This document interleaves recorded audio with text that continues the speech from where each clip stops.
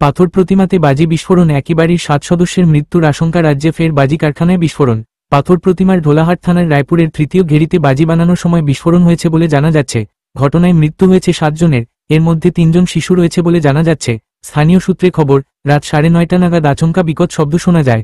তার কিছুক্ষণ বাদে স্থানীয় বাসিন্দারা দেখতে পান আগুনের গ্রাসে একটি বাড়ি। শুরু হয় হইচই। আগুন নেভানোর চেষ্টার মধ্যে আবার কয়েকটি বিস্ফোরণের শব্দ ভেসে আসে। খবর পেয়ে ঘটনাস্থলে যায় পুলিশ।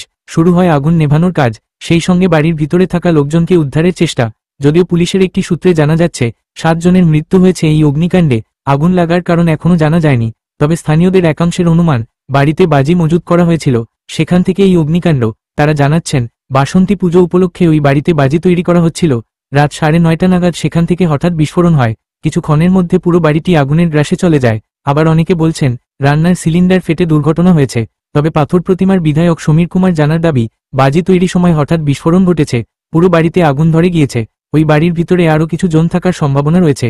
ঘটনাস্থলে ঢোলাহাট থানার বিশাল পুলিশ বাহিনী মোতায়েন রয়েছে। পুলিশ অবশ্য এখনই দুর্ঘটনার কারণ নির্দিষ্ট করে বলছে না।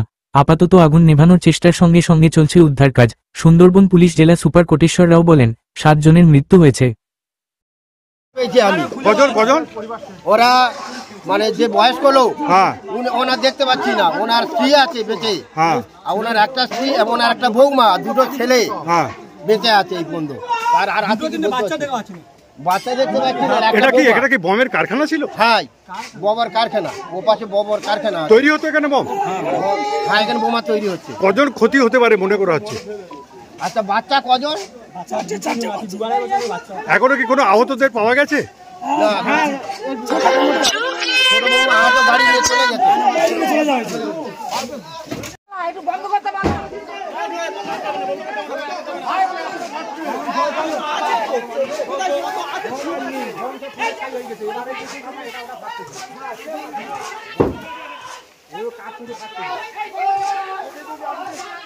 আচ্ছা, ওইটা কি দরজা দেওয়া? ওইটা দরজা দেওয়া, ওর মধ্যে তো বাজে আছে। এখন চাল উড়ে গেছে তো পুরো, ওটা চাল উড়ে গেছে। দেখো, চাল উড়ে গেছে এই জায়গায়, এই জায়গায় চাল উড়ে গেছে। মানে এই ঘরটা তো এই ঘরটা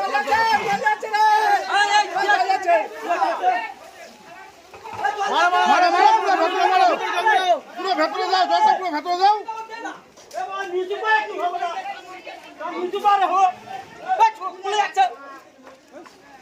ওটা ফাটা আছে মনে হয় নাকি?